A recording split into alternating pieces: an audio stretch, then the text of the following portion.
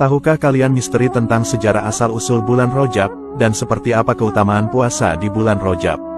Bulan Rajab adalah bulan Allah yang tuli. Hal itu sebab pada bulan Rajab malaikat-malaikat pencatat hanya mencatat kebaikan-kebaikan saja tanpa mencatat keburukan. Berbeda dengan bulan selain Rajab. Jadi selama bulan Rajab, para malaikat itu tidak mendengar sebuah keburukan yang perlu dicatat. Lafaz Rajab memiliki kandungan arti yaitu, Ro, bermakna rahmat Allah, Jim bermakna jurmul abdi atau dosa hamba, sedangkan Ba, bermakna biruhi atau kebajikan Allah. Selain itu, disebut juga bulan Rajab karena dahulu orang-orang Arab merojabkannya atau mengagungkannya. Di antara pengagungan masyarakat Arab pada bulan Rajab yaitu, bahwasanya para pelayan-pelayan Ka'bah membuka pintu Ka'bah sepanjang bulan Rajab. Sedangkan bila di bulan lain, mereka tidak membuka pintu Ka'bah selain hari Senin dan Kamis saja.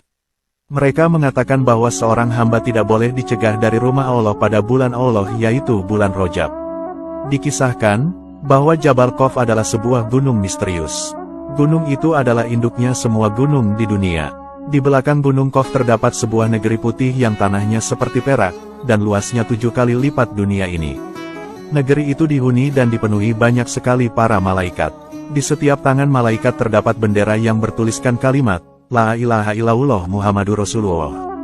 Pada setiap malam Jumat pada bulan Rajab, mereka para malaikat berkumpul di sekeliling gunung Qaf sembari memohonkan keselamatan dan ampunan untuk umat Nabi Muhammad SAW hingga subuh.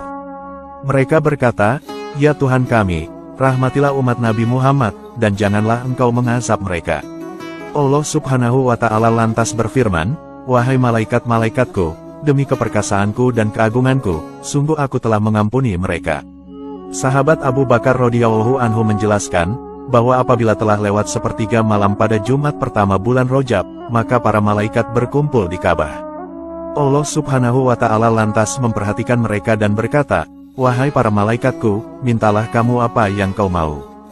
Para malaikat lalu berkata, Ya Tuhan kami, hajat kami adalah supaya Engkau mengampuni orang yang berpuasa di bulan Rajab. Allah Subhanahu wa Ta'ala lantas berfirman, Sesungguhnya aku telah mengampuni mereka. Rasulullah Shallallahu Alaihi Wasallam pernah bersabda, Barang siapa yang berpuasa 1 hari pada bulan Rajab, maka pasti ia mendapat ridho Allah yang terbesar. Apabila puasa 2 hari, maka takkan ada penduduk langit dan bumi yang bisa mengatakan kemuliaan yang didapat di sisi Allah. Apabila puasa 3 hari, maka akan diselamatkan dari bencana dunia, azab akhirat, penyakit gila, kusta, sopak, dan tipu daya dajjal. Apabila puasa 7 hari, maka ditutup baginya 7 pintu neraka jahanam. Dan apabila berpuasa 8 hari, maka dibukakan baginya 8 pintu surga. Dan apabila berpuasa 10 hari, maka segala permintaannya akan dikabulkan oleh Allah Subhanahu wa Ta'ala. Dan apabila berpuasa 15 hari, maka Allah Subhanahu wa Ta'ala akan mengampuni dosa-dosanya yang sudah lewat, dan menggantikan kesalahan-kesalahannya dengan kebaikan-kebaikan. Dan barang siapa yang menambah puasanya, maka Allah Subhanahu wa Ta'ala juga akan menambah pahalanya. Rasulullah Shallallahu Alaihi Wasallam pernah meriwayatkan keutamaan bulan Rajab. Beliau menjelaskan, bahwasanya di surga ada sebuah sungai. Sungai itu bernama Sungai Rajab. Sungai itu berbeda dengan sungai yang ada di bumi tentunya. Sungai Rajab memiliki air yang lebih putih daripada susu, dan rasanya lebih manis daripada madu. Barang siapa yang berpuasa sehari pada bulan Rajab, maka Allah Subhanahu wa Ta'ala kelak akan memberinya minum dari Sungai Rajab itu. Begitu besarnya keutamaan dan pahala bagi orang-orang yang mau berpuasa di bulan Rajab. Dikisahkan, dahulu di Baitul Maqdis ada seorang wanita ahli ibadah yang rajin dan gemar beribadah. Ketika memasuki bulan Rajab, wanita itu memiliki amalan yang sangat mulia. Setiap harinya di bulan Rajab, ia membaca surah Al-Ikhlas sebanyak 12 kali. Amalan ini beliau lakukan untuk mengagungkan bulan Rajab yang mulia. Wanita ahli ibadah itu juga menukar pakaian bagusnya dan lebih memilih memakai pakaian jelek. Begitulah cara wanita ahli ibadah itu mengagungkan bulan Rajab. Kematian pasti akan dihadapi oleh setiap orang, begitu pula dengan si wanita ahli ibadah itu. Pada suatu saat di bulan Rajab, ia mengalami sakit-sakitan. Ia lalu berpesan dan berwasiat kepada anaknya. Apabila ia nanti mati, maka ia meminta agar dikafani dengan kain pakaian miliknya yang buruk saat dikubur. Dan benar saja, wanita ahli ibadah itu akhirnya menghembuskan nafas terakhirnya dan meninggal dunia. Setelah sang ibu meninggal dunia, si anak lantas merawat jenazah sang ibu. Tetapi sang anak tidak melaksanakan wasiat sang ibu. Ia malah mengkafani jenazah sang ibu dengan kain kafan bagus yang harganya mahal.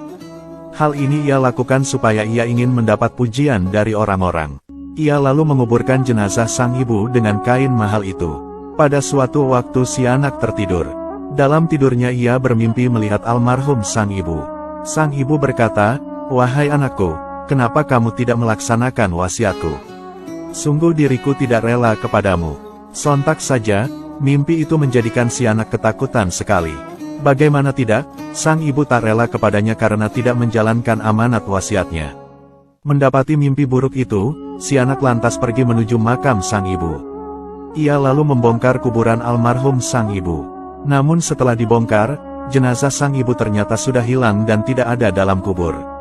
Sang anak lantas kebingungan dan menangis sekeras-kerasnya. Kemudian, terdengarlah suara panggilan, "Tidakkah kamu tahu bahwa barang siapa yang mengagungkan bulan kami yaitu bulan Rojab, maka ia tidak akan kami biarkan sendirian dan kesepian di dalam kubur." Dikisahkan, bahwa ketika setelah habisnya bulan Rojab, maka bulan itu naik ke atas langit. Allah Subhanahu wa Ta'ala lantas berfirman, "Wahai bulanku, apakah orang-orang menyukai kamu dan mengagungkanmu?" Bulan Rojab hanya terdiam saja tanpa berbicara. Allah Subhanahu wa Ta'ala lantas bertanya lagi sampai sebanyak 2-3 kali, barulah bulan Rojab berkata, "Tuhanku, Engkau adalah penutup segala aib. Telah diperintahkan makhlukmu supaya menutup aib orang lain. Sedang Rasulmu telah menyebutku sebagai bulan yang tuli. Aku mendengar ketaatan mereka dan tak mendengar maksiat mereka. Sebab itu, Dia namakan bulan yang tuli." Allah Subhanahu wa Ta'ala lantas berfirman, "Engkau adalah bulanku yang tercela lagi tuli. Dan hamba-hambaku pun tercela. Kamu terima mereka beserta aib-aib mereka dengan kehormatanmu, sebagaimana aku menerima kamu dalam keadaan tercela. Dan aku mengampuni mereka dikarenakan satu penyesalan dalam dirimu, dan kami tidak menulis kemaksiatan-kemaksiatan dalam dirimu."